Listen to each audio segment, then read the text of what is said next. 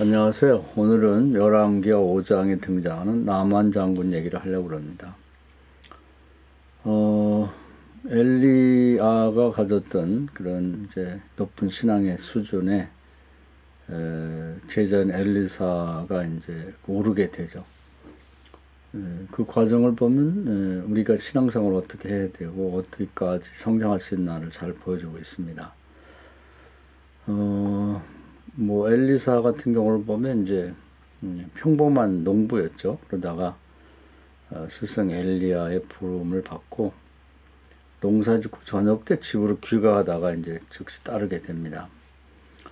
그래서 뭐 일반인에서부터 정말 이제 스승을 따라다니면서 처음엔 아마 예수님의 제자처럼 말씀을 배웠겠죠. 그리고 나서는 기도하는 법을 배웠을 것입니다. 하나님의 말씀을 듣고 그걸 근거 삼아서 자기가 하고 싶은 얘기를 하나님께 말씀드리고 응답받는 대부분의 신앙인들이 이제 여기서 머물죠. 뭐 보통 사람으로서 뭐 교회를 왔다 갔다 하는 정도의 이제 기본적인 신앙을 갖고 있다가 말씀을 좀 관심을 갖고 자주 듣는다든지 읽는다든지 암송한다든지 이런 정도가 되고 그다음에 이제 기도하는 신앙인이 되죠. 근데 여기 정도에 오면 이제 많은 사람들이 이제 포기를 하고 소수의 사람들만 이제 기도하는 사람이 됩니다. 그 다음 단계는 이제 하나님 나라에서 일어나는 일들을 실시간으로 볼 수 있는 사람들이죠. 뭐 계속 모든 걸 볼 수는 없지만 이제 언뜻 꼭 필요한 것을 볼 수 있는 그런 신앙입니다. 그 다음에 뭐 최고의 그런 신앙이라고 그러면 하나님 나라에서 구하고 찾고 두드려서 필요한 걸 가져오는 사람이죠. 그래서 천국의 열쇠를 가진 것을 이해하고 이제 실제로 천국의 문을 열 수 있는 그런 사람들입니다. 하나님의 소원은 모든 사람이 그렇게 되기를 바라죠. 이제 구약에서는 물론 아직 원죄가 용서가 되지 않았기 때문에 이제 특정한 사람들이 지명되어서 이렇게 이런 일을 할 수 있었지만 예수께서 지상에 내려와서 인간의 원죄를 다 용서한 다음에는 누구든지 본인이 원하고 추구하면 마음 같은 제사장 역할을 할 수 있는 사람이 되는 것입니다. 그래서 예수께서도 이제 마태복음 3장에서 이제 성령과 능력을 받고 하나님 나라로부터 필요한 걸 가져다가 세상에 이제 활용하는 분이 되셨죠. 원래 뭐 그런 분입니다만은 이제 30세까지는 저주받은 인간의 삶을 한번 경험해 보시고 그 다음에는 그 하나님 나라에서 필요한 걸 구하고 찾고 두드려서 가져오는 그런 시범을 보였죠. 그래서 이렇게 사는 거다. 나를 따르라 배우라 본받아 이렇게 하셨습니다. 그러면서 요한복음 14장에서는 내가 하던 일을 너희가 하라 그렇게 했고 사도행전 1장에서 드디어 제자들과 또 일반인들이 포함해서 뭐 120명 중에 12명은 이제 예수님의 제자들이고 나머지는 일반인들이죠. 일반 평신도들이 이제 성령과 능력을 받고 예수님이 하셨던 일을 이제 따라 생각하게 됩니다. 이제 이것이 엘리야와 엘리사의 관계에서 이미 구약에서 하나의 선례를 보여줬죠. 그래서 이제 엘리사도 스승 엘리야 수준의 신앙이 됐는데 이제 문제는 그 엘리사가 활동할 때의 그 주변 사람들, 그 시대 사람들의 이제 다양한 태도입니다. 뭐 불신자도 있었고요. 뭐 이방인들, 가나안 땅에 있는 다른 족속들은 뭐 하나님과 관계가 없었고 또 하나님을 믿는 나라임에도 불구하고 뭐 전혀 무관심한 사람들이 있죠. 뭐 엘리사가 뭔 일을 하고 있는지 능력을 받았는지 무관심한 사람이 있고 이제 그런가 하면 엘리사가 뽑아낸 그 선지 학교의 성도들은 의심을 많이 했죠. 지금도 아마 그 의심이 제일 많은 사람들은 신학대학 교수나 신학생일 것입니다. 그래서 우리가 신학대학을 다닐 때는 그런 농담 반, 진담 반, 그 우려 섞인 말이 있었는데 아주 뭐 뜨거운 신앙을 가지고 신학대학을 들어가면 4년 뭐 6년 대학원까지 졸업하고 나면 거의 무신론자가 되어 나온다, 이런 얘기가 있었습니다. 그것은 아마 성경 말씀을 믿음의 대상, 또 성경을 믿음의 대상으로 생각하지 않고 학문의 대상으로 생각하니까 근대 철학, 근대 학문은 이제 과학에 기초해 있죠. 그래서 과학적인 실험으로 증명되지 않는 것은 진리로 인정하지 않는 이런 태도, 학문적 태도 때문에 아마 그런 결과가 난 것 같아요.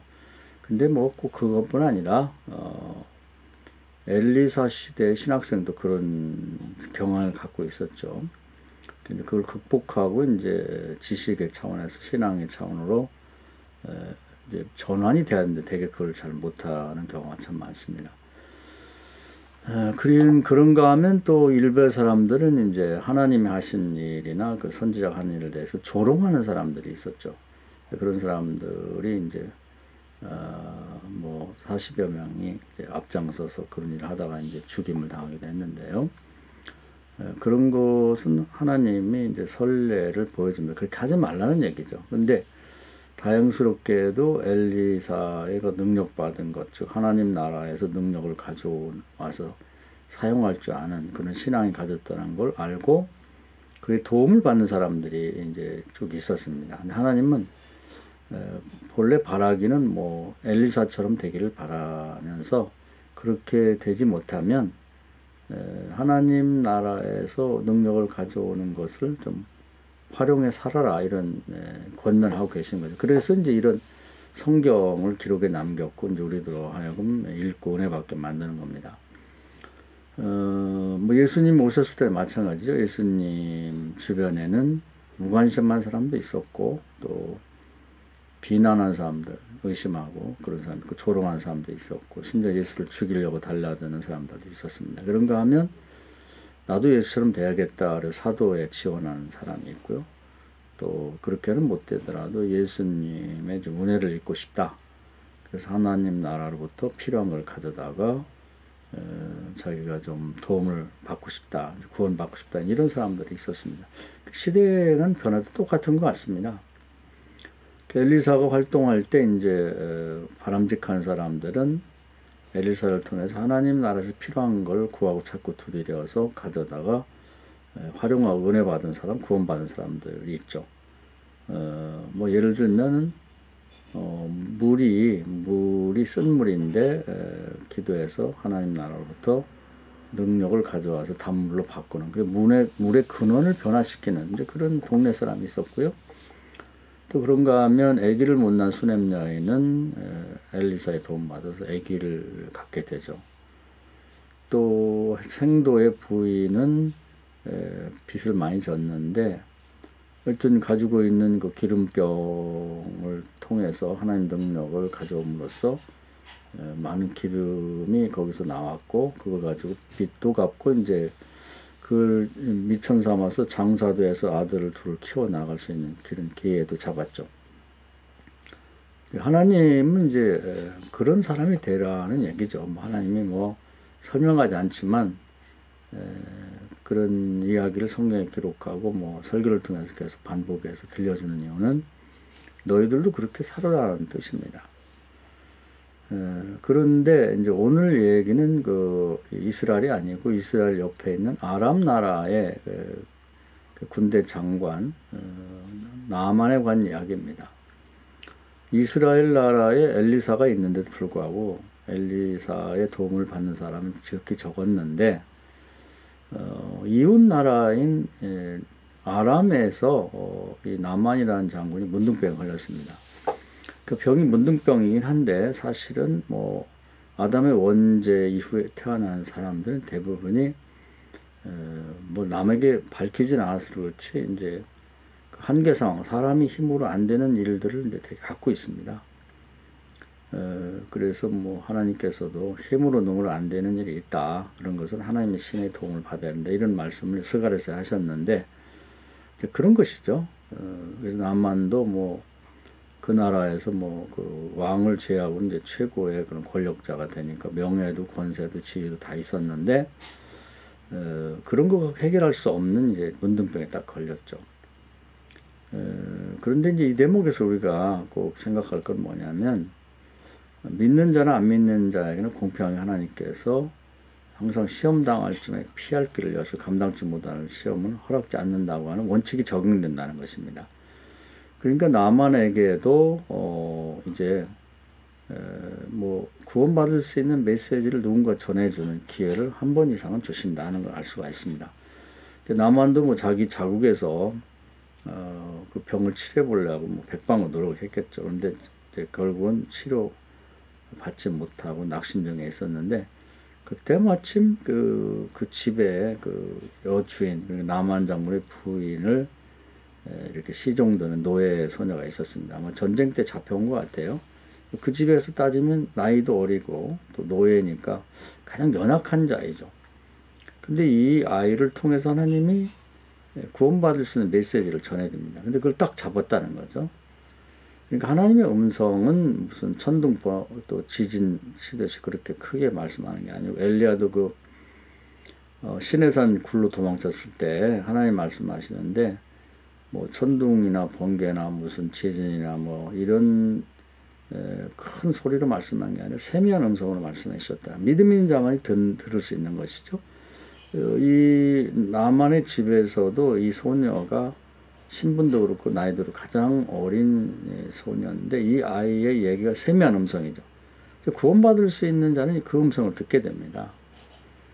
그래서 뭐 교만했다고 그러면은 그 소녀가 하는 얘기를 이제 책망하고 무슨 쓸데없는 소리나 할 수 있었겠는데, 그 나만의 부인이 듣고 믿었고 그것을 그 자기 남편에게 했더니 그걸 받아들이죠. 그리고 그 얘기를 이제 아람의 왕한테 했더니 왕도 받아들이죠. 그래서 다른 나라라 할지라도 내가 신이 많은 그 장군이 병만 치료될 수 있다면 무슨 짓을 못하겠냐. 그러면 친서도 써주고 이제 선물도 챙겨주고, 그렇게 해서 이제 나만이 국경을 건너서 이스라엘에 이제 들어오게 되죠. 그래서 엘리사를 만나가지고 엘리사가 뭐 요단강 7번 들어갔다 나오면 나을 거다 이런 메시지를 주니까 이제 뭐 우여곡절이 있었습니다. 결국은 이제 순종하죠. 그래서 병을 낫고 이제 돌아가게 됩니다. 이제 이 얘기를 예수께서 그 이제 성령과 능력받고 활동할 때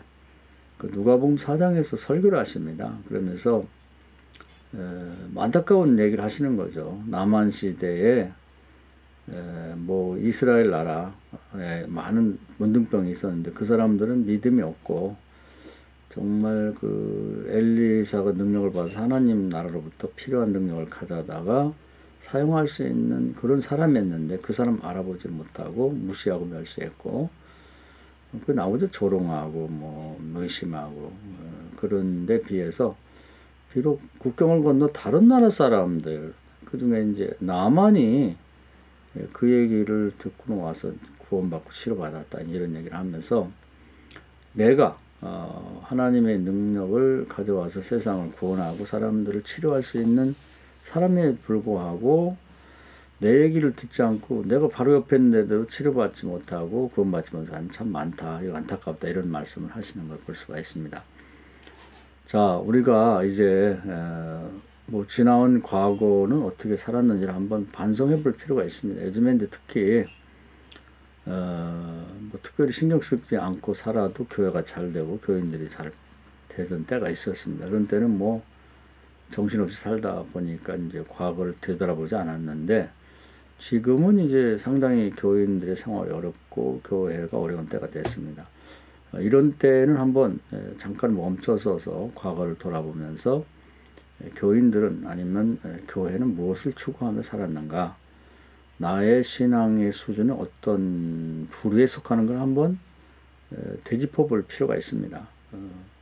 지금도 이제 교회는 살아있고 또 하나님의 능력을 가진 자들이, 즉 하나님 나라로부터 필요한 걸 가져다가 풀어놓을 수 있는 사람들이 있죠.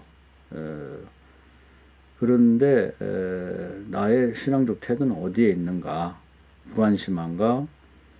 또는 그것을 비난하고 비판하는가? 조롱하는 사람인가? 아니면 그걸 믿고 내가 사도처럼 뭐 엘리사처럼 되려고 노력하는 그런 사람인가, 아니면은 나는 그렇게 못해도 그런 것이 있는 줄 믿고 아기가 필요하면 아기도 하늘나라에서 기도해서 잉태하고, 또 재물이 필요하면 또 재물도 하나님 나라에서 가져다가 자기도 쓰면서 꾸러 다니지 않고 꾸어지며 살고, 또 뭐 치명적인 질병이 있더라도 하나님 나라부터 치유의 능력을 가져와서 자기도 치유받고 다른 사람도 치유받게 도와주는 그런 사람으로 사는지, 이것은 뭐 특정한 사람에게만 가능한 게 아니라 예수님 이후에 사도행전 시대에는 누구든지 그것이 가능하게 되어 있는데, 이제 앞으로 그러면 과거를 회상해 보면서 자기가